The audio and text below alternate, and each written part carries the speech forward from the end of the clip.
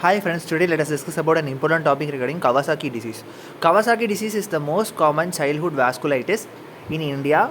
It involves medium-sized vessel. Incidence is most commonly across less than 5 years.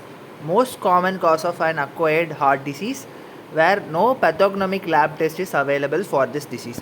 So according to this introduction, you just remember two things. So it is the most common childhood vasculature in India.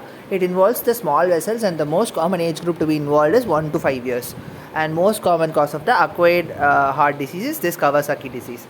And talking about the risk factors, most commonly this is for male child and of infants of 1 to 9 years, infants and 1 to 9 years of age, and prolonged fever and serum sodium level, hyponatremia cases, and decreased platelet count are some of the risk factors that are associated with the thrombocytopenia. Again, I should repeat this.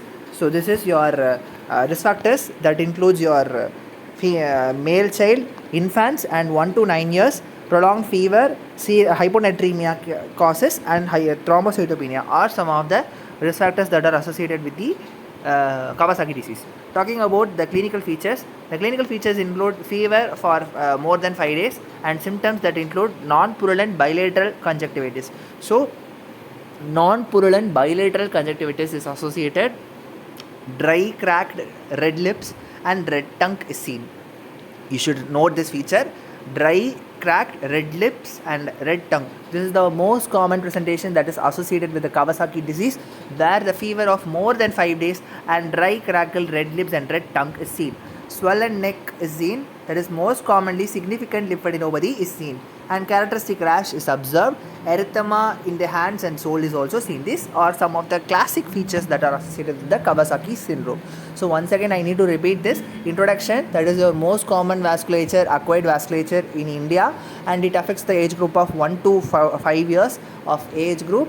And this is the predominant disease that involves the medium-sized vessel. And regarding risk factor, that is your male sex, hyponatremia, thrombocytopenia, infants, and 1 to 9 years of age, and prolonged fever. Your characteristic clinical features include your prolonged fever of more than 5 days, and the symptoms include red crackled lips and red tongue, and your non-purulent bilateral conjunctivitis, and your rash and erythema in your palms, hands, and soles, and significant lymphadenopathy is seen. These are some of the features that you should remember. Regarding some more features, irritability and crying is observed, and there will be some periungual peeling of skin. So in your nail bed, some of the skins will be peeling out, and that is an important feature that you should remember. And irritability and crying is also associated with the Kawasaki disease. Talking about your stages of Kawasaki disease, it involves 3 stages: acute stage, subacute stage, and convalescent stage. Acute stage is of duration of 1 to 2 weeks, subacute is of duration of 3 to 4 weeks, and convalescent stage, it includes ESR, the convalescent stage, that is of another type.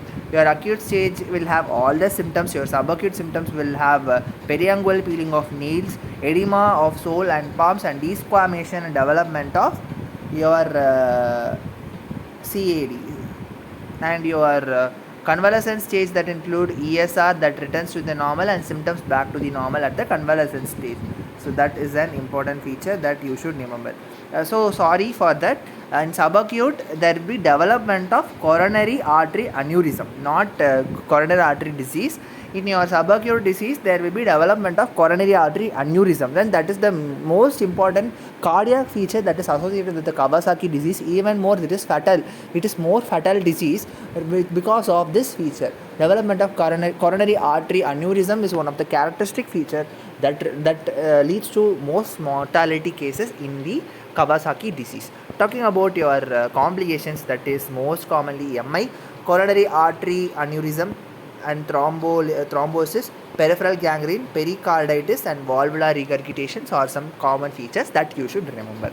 Talking about your where in different system it will cause different type of diseases. So we need to discuss regarding other systems too.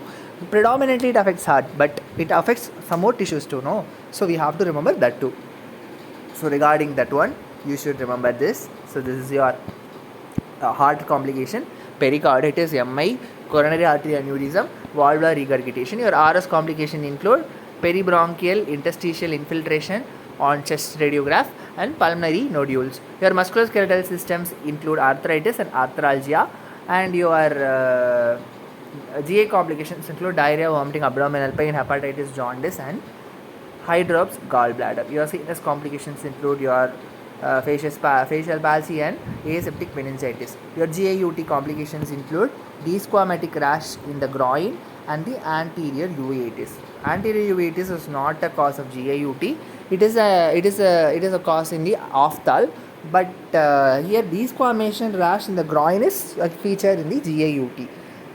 Regarding investigation, what are the investigations you could do in the Kawasaki disease includes leukocytosis and is neutrophilia in an immature form is observed in the CBC count, and your ESR levels are elevated, CRP levels are elevated, anemia is seen, abnormal plasma lipid is seen, albumin and hypoalbuminemia, hyponatremia is observed, sterile pyuria is seen, SGOT, SGPT levels are elevated, transaminase levels are elevated, that is your transaminase levels are elevated, pleocytosis in the CSF and leukocytosis in the synovial fluid are observed. Again an investigation look, a clench look, CBC in that leukocytosis and neutrophilia is observed in an immature form, elevated ESR level, elevated CRP level, anemia, abnormal lipid profile, hyponatremia, hypoalbuminemia, elevated transaminase levels, pleocytosis in CSF, leukocytosis in synovial fluid, sterile pyuria is observed. Regarding your management, that is given as an algorithm. Here your diagnosis of Kawasaki disease is identified. Once it is identified, you will give immunoglobulins IV at 2 gram per kg single dose, then followed by anti-inflammatory drugs aspirin at 30 to 60 milligram per kg per day until it becomes afebrile for 48 hours you will give. So what will be you giving? Whenever you find this, you will give IV immunoglobulin 2 gram per kg single dose, followed by anti-inflammatory, that is your aspirin 30 to 60 milligram per kg, 30 to 60 milligram per kg per day until it becomes afebrile for 48 hours you will give. If fever is present after 48 hours, fever is present for more than 36 hours, or primary intensification of the therapy in the presence of high risk factor. So there will be two conditions: fever more than for 36 hours, or primary intensification of therapy in the presence of high risk factor. Coronary abnormalities is observed means you will give repeat of immunoglobulin with methylprednisolone of day 1 to day 3 and oral prednisolone for 2 to 3 weeks will be given, and your infliximab of 5 milligram per kg can be given, or cyclosporin for 5 milligram per kg per day for to give the to check ECG record daily regarding your cardiac abnormality, and anakinra can also be given as subcutaneous dose. So once again I am saying, just identify here the 2 to 23 weeks is mentioned. This is wrong here. This is 2 to 3 weeks. Just change it. So once again I have to mention this. Diagnosis of Kawasaki disease is done. After that you will give IV immunoglobulin single dose 2 gram per kg is given, and followed with anti-inflammatory drugs aspirin 30 to 60 milligram per kg per day until it becomes afebrile. For 2 days it will be given. After that, if the fever is present for more than 36 hours, or the primary intensification of therapy in the presence of high risk factors. What are the high risk factors? That is coronary abnormality. That for that we will be giving the interventions very faster. So we can give what type of intensification we could be giving by giving repeat dose of immunoglobulin or methylprednisolone for day 1 to day 3, followed with oral prednisolone 2 to 3 weeks, and tapering of the dose slowly. Or infliximab for 5 milligram per kg IV can be given, or you can give cyclosporin 5 milligram per kg per day, and you should record ECG regularly, and you can give the anakinra as a subcutaneous dose. So this is about your Kawasaki disease. Thank you.